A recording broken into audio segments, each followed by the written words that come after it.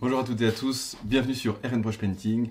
Dans ce tuto, je vais vous expliquer comment j'ai réalisé une armure façon non métallique métal dans les tons bleus.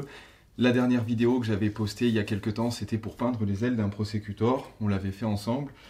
Et je vous remercie parce que ça vous a beaucoup plu, donc ça me fait plaisir que ce qu'on travaille vous aide beaucoup.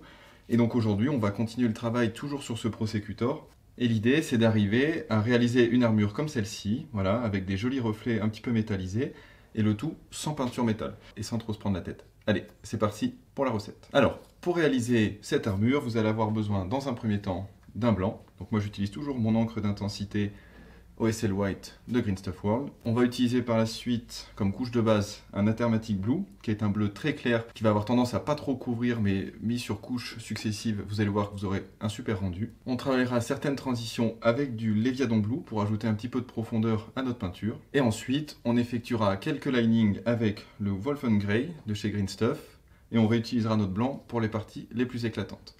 Et bien sûr, il nous faut un aéro. Donc c'est parti, on attaque la phase aérographe. J'ai commencé à sous-coucher mon Prosecutor en noir, tout simplement. Donc là, on attaque l'aéro et avec le blanc. Donc avant d'utiliser mon encre blanche, je mets quelques gouttes de diluant dans mon godet, pas beaucoup. Hein, l'idée c'est toujours pareil, c'est d'arriver à avoir une texture qui va durer tout le long, d'accord, de bonne qualité, sans que ça bouche l'aéro, mais vu qu'on est sur un encre, pas besoin de s'exciter sur le diluant. Alors, il va y avoir plusieurs façons d'aborder cette étape de pré-éclaircie.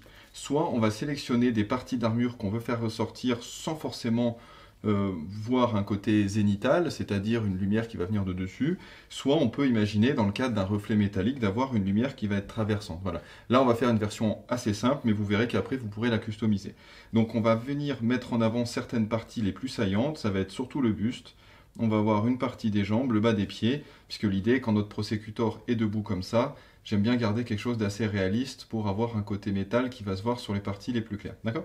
Donc là, je vais prendre mon blanc et avec parcimonie, on va venir recouvrir quelques parties de notre figurine et ça va nous permettre de garder en tête ce schéma-là, notamment quand on passera aux deux autres bleus derrière. Allez, je vous montre.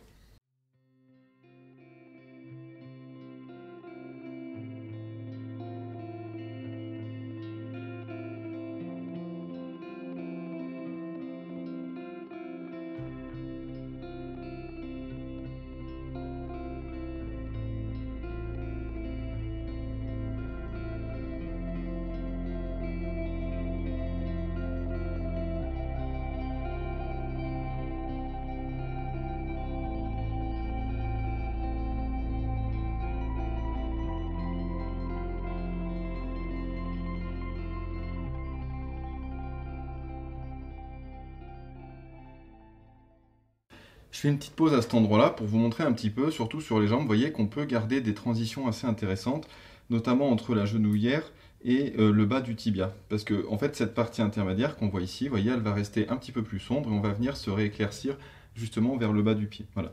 De la même façon, sur l'autre jambe, j'ai mis un petit peu plus de blanc sur le genou, un petit peu moins au niveau du tibia et on revient un petit peu vers le bas du pied avec un petit peu plus de blanc. Voilà. L'idée, c'est de garder quelque chose d'assez réaliste. Alors, pour la partie externe de la figurine, soit vous ne la faites pas, soit vous pouvez quand même venir en mettre un tout petit peu, puisque l'idée d'avoir un reflet métallique, c'est de le voir à plusieurs parties, et pas forcément à des endroits où il n'y a pas de lumière, d'accord? Mais déjà, cette première étape va vous permettre, en gros, de voir justement les parties qui vont être les plus brillantes dans votre non métallique métal, d'accord? Allez, pour le bouclier, ça va être assez simple. En fait, je vais essayer de le travailler en spirale avec un blanc assez marqué au milieu. Et là, on va avoir beaucoup de doré dessus. Donc vous ne prenez pas trop la tête pour cette partie-là. Quand vous avez beaucoup d'ornements qui vont être pas en doré, c'est pas la peine de s'acharner sur ce genre de partie.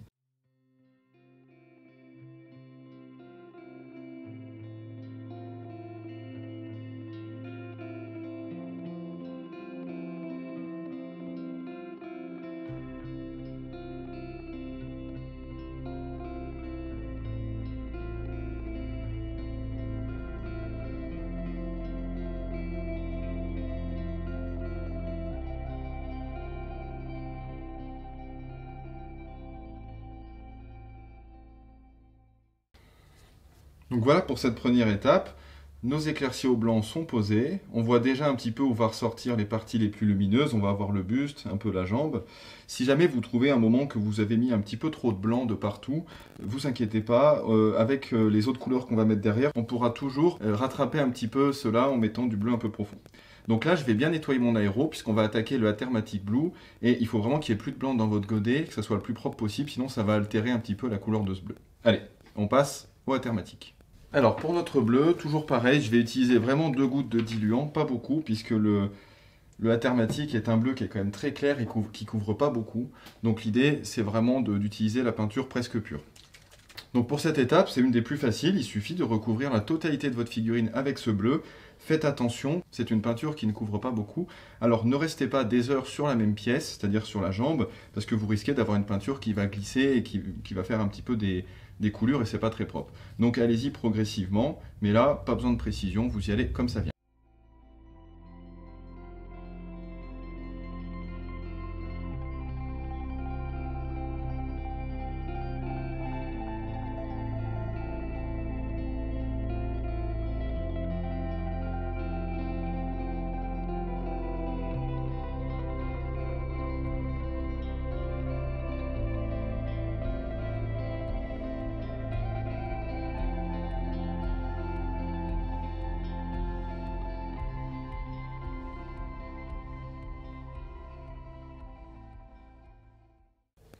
Donc, mon étape à la Thermatic Blue est terminée. Vous voyez que c'est une peinture qu'on peut mettre avec pas mal de couches sans être trop embêté, puisqu'on garde quand même une belle couleur d'ombre.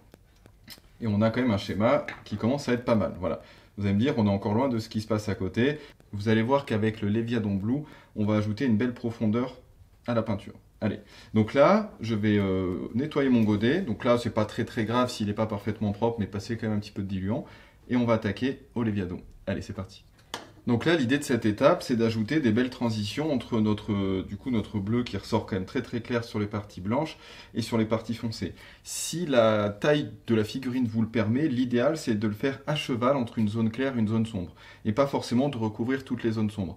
Parce que le Leviadon Blue ressort vraiment super bien sur une partie claire. Donc si vous y arrivez, vous essayez de faire un petit peu entre les deux. Sinon, vous vous concentrez un petit peu plus sur les parties d'ombre. Mais c'est pas très grave si vous allez venir recouvrir un petit peu du Atermatic Blue juste avant, puisqu'après on retravaillera avec du blanc. Ok? Allez, je vous montre.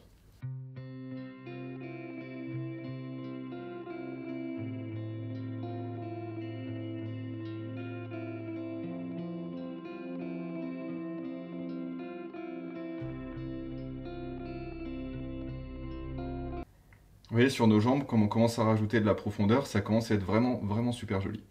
Sur le bouclier, c'est pareil, on va essayer de venir travailler un petit peu les extrémités et on va travailler pareil, un peu comme les bandes qu'on a fait au début.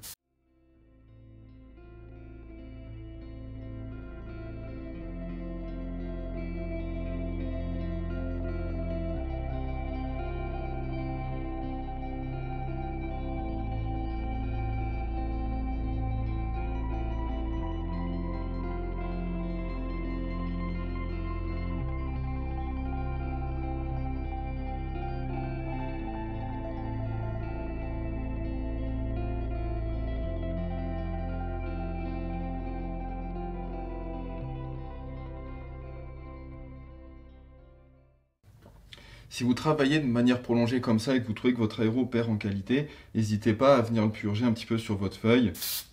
Voilà, pour enlever un petit peu l'excédent.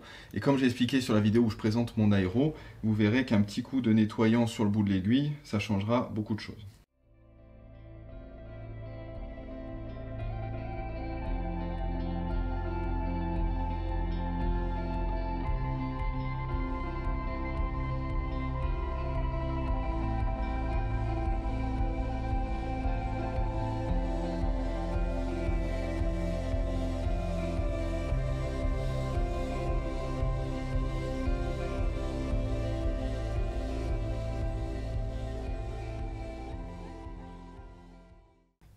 Et voilà, donc notre étape au Leviadon Blue est réalisée.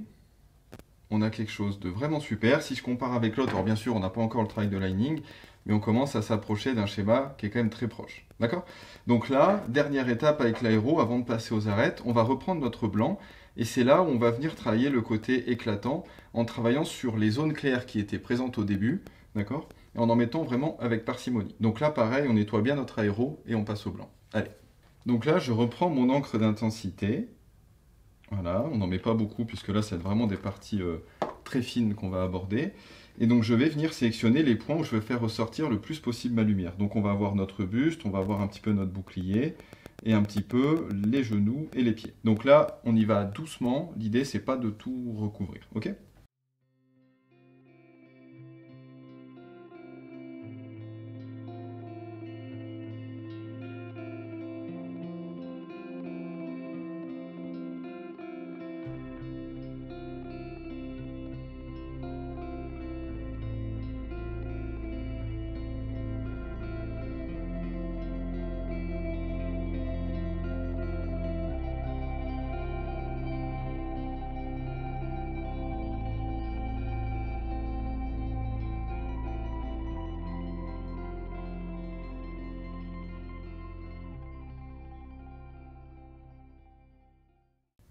Vous voyez, on commence vraiment à voir notre côté éclatant, surtout sous cette partie-là. On a notre bouclier avec ce joli reflet qui commence à apparaître. Là, on va retravailler un petit peu le dessus de la jambe. Si vous trouvez que pour l'instant ça manque d'éclat, c'est normal, vous verrez que le travail qu'on va faire au lining à la fin va être déterminant sur le rendu final de votre figurine. Allez, je continue un petit peu les parties que je veux faire ressortir.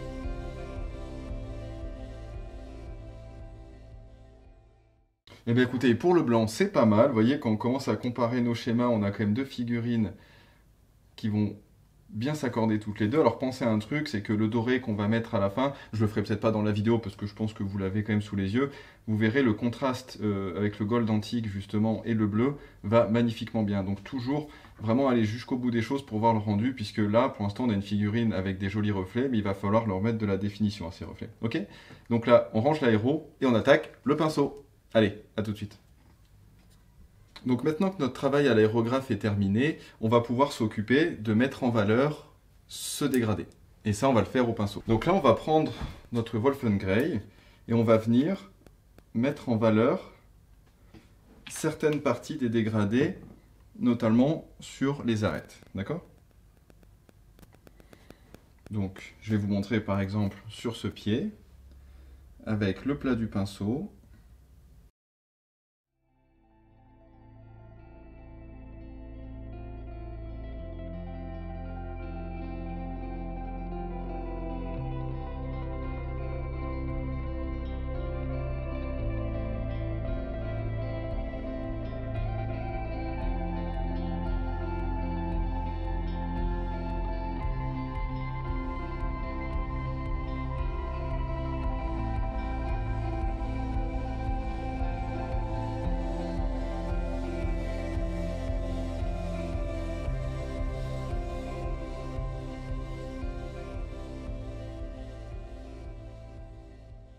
Vous voyez déjà le fait de faire ces premières arêtes sur le pied, vous voyez comme on gagne un côté étincelant et c'est vraiment chouette.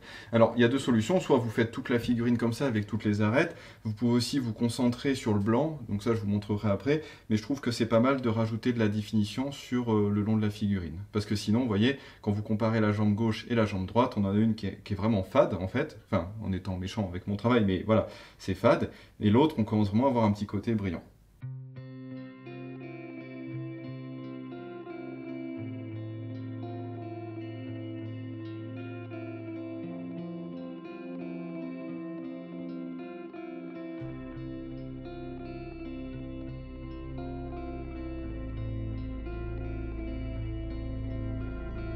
Je sais pas trop ce que vous utilisez comme peinture. Si vous avez celle de Green Stuff, elle est bien. En équivalent, chez AK, vous avez le Snow Blue. Vous pouvez l'acheter soit à l'unité, soit dans un set NMM acier. Pour du Game Workshop, j'avoue que je les utilise pas trop, donc je saurais pas trop vous dire. Peut-être un bas à rod blue, ça pourrait faire, mais il ne faut pas qu'il soit trop bleu, justement. L'idéal, c'est un bleu-gris comme ça. Vous voyez comme on commence à avoir une belle définition sur la jambe. Voilà, allez, on continue.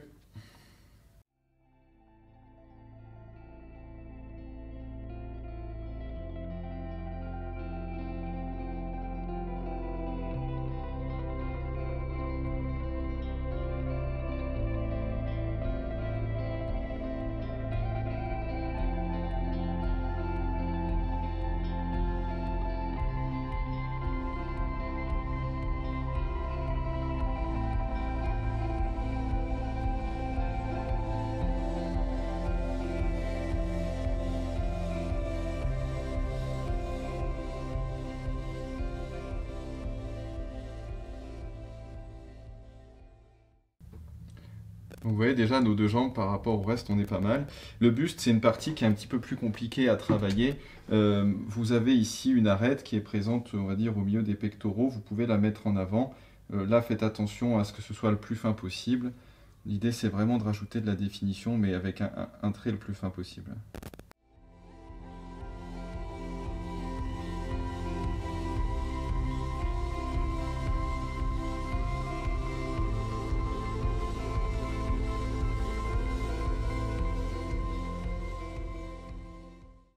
Alors pour le casque c'est pareil, voilà, l'idée c'est pas forcément de refaire toutes les arêtes sur le casque, je voudrais vraiment qu'il garde un côté étincelant, et ça le blanc ça va pas mal nous aider derrière.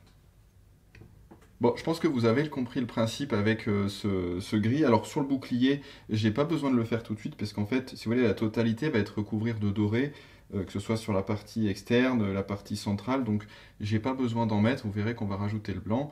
Et sinon, si on compare et qu'on reprend nos deux schémas, voilà, mis à part le doré, on a quand même quelque chose d'assez chouette. Voilà.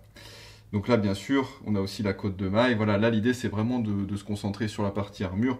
Évidemment que tous les détails que vous allez rajouter après, parce que là, on est exactement sur le même schéma, mais on voit tout de suite qu'en rajoutant un petit peu de couleur, notamment avec ce doré antique, on a quelque chose de très chouette. Alors, maintenant, on va reprendre notre blanc. Je travaille toujours avec mon encre parce que je veux quelque chose de très bien dilué. Et on va venir mettre en avant quelques parties qu'on veut faire ressortir comme étant les plus brillantes. Donc là, on y va avec parcimonie et on va venir ajouter quelques éclats de couleurs à certaines parties de votre figurine. Donc par exemple, on peut imaginer un trait de lumière traversant ici. Bien sûr, le bout des protèges cuisses. Et vous pouvez aussi ajouter un petit peu dans les endroits sombres hein, pour créer une sensation de lumière. Hein.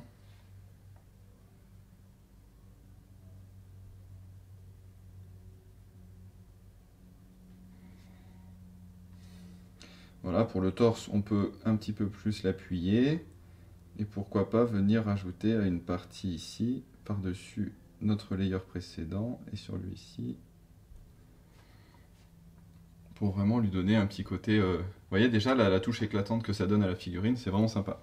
Pareil, alors là on va en mettre un tout petit peu sur la partie basse de la jambe. Et l'idée c'est de venir et donner quand même un chemin à cette lumière pour que la jambe puisse briller. Hein.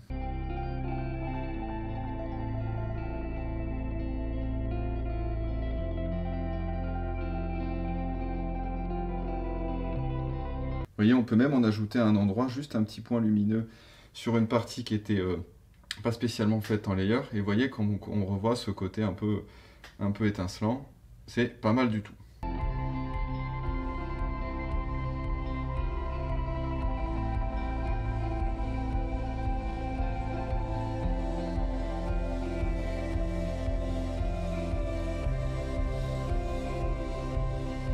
Bon, étant donné qu'on est sur de l'encre, il y a des fois vous aurez besoin de passer une fois ou deux hein, pour donner vraiment un petit côté lumineux.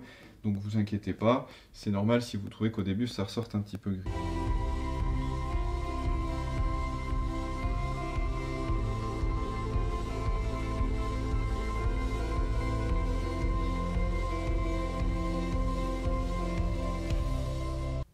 Alors pour notre bouclier, c'est un peu particulier. Là, l'idée, ça va être de mettre justement un petit point blanc à l'intérieur de notre flux qu'on avait fait à l'aéro juste avant.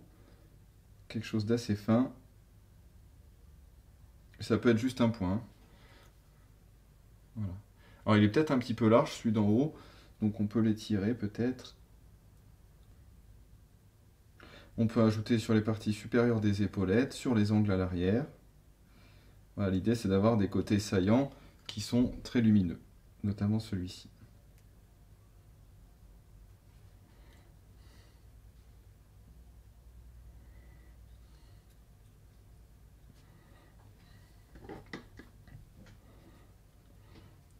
Et du coup, on est pas mal du tout sur cette étape-là. Voilà, donc là je suis assez content parce qu'on a un côté vraiment lumineux. Après, vous pouvez travailler les points d'éclaircie blanc, quel que soit l'endroit où vous voulez les mettre. Donc là, on a une figurine qui est au niveau de l'armure qui est pas mal, mais qui va demander un petit peu de travail derrière sur les autres couleurs. Alors pour vous donner un rendu un petit peu mieux fini, bon bien sûr, hein, on a toujours celui qui nous avait servi un petit peu pour voir un petit peu ce qu'on allait faire. J'ai avancé sur le dernier, donc celui qu'on vient de réaliser ensemble sur la vidéo. Donc bien sûr, il manque encore le shade sur les parties dorées de l'armure, le parchemin n'est pas encore fini. Mais du coup, vous voyez, on a quand même quelque chose d'assez sympa avec un joli bleu bien métallisé. Évidemment, quand on aura fait tous les détails comme sur l'autre, on aura quelque chose qui ressortira beaucoup mieux. Mais je suis plutôt content de ce qu'on a réalisé. Les petites choses que vous pouvez un petit peu customiser, ça va être on va dire les points blancs pour les points de lumière. Si vous voulez avoir quelque chose d'un petit peu moins marqué à certains endroits, vous pouvez l'ajouter effectivement que dans les parties claires et éviter sur les parties foncées. Ça, après, ça dépend ce que vous voulez faire. Et pareil, si vous voulez donner l'impression que le reflet métallique vient d'une lumière, vous pouvez très bien, je parle pour l'étape blanche, venir l'attaquer un petit peu en diagonale et donc après suivre un schéma qui n'est pas forcément celui que j'ai fait, c'est-à-dire de manière verticale. Voilà. Mais en tout cas, vous voyez, une fois que vous en aurez plusieurs comme ça, vous verrez que ça fera un super effet sur la table. Voilà. Eh bien écoutez, j'espère que ce tuto vous a plu. J'en ai un autre dans les tuyaux et je vais vous montrer un petit élément, pas tout parce que je ne voudrais pas vous spoiler. Je suis en train de travailler sur la même version, mais en version gris métallisé un peu noir. Voilà, ça c'est un schéma qu'on abordera dans une prochaine vidéo. J'avoue que des fois je prends mes peintures contrastes, je teste des schémas sans trop savoir où je vais. Et des fois je fais des belles découvertes comme ce noir métallisé, voilà, avec un joli cuivre autour. Donc si ça vous intéresse, dites-le moi en commentaire et je prépare une vidéo. Voilà. Je vous remercie encore pour votre fidélité, pour votre suivi, pour vos compliments qui me vont droit au cœur. Si vous avez besoin, n'hésitez pas à me contacter et je vous dis à la prochaine sur RN Brush Painting. Allez, ciao ciao.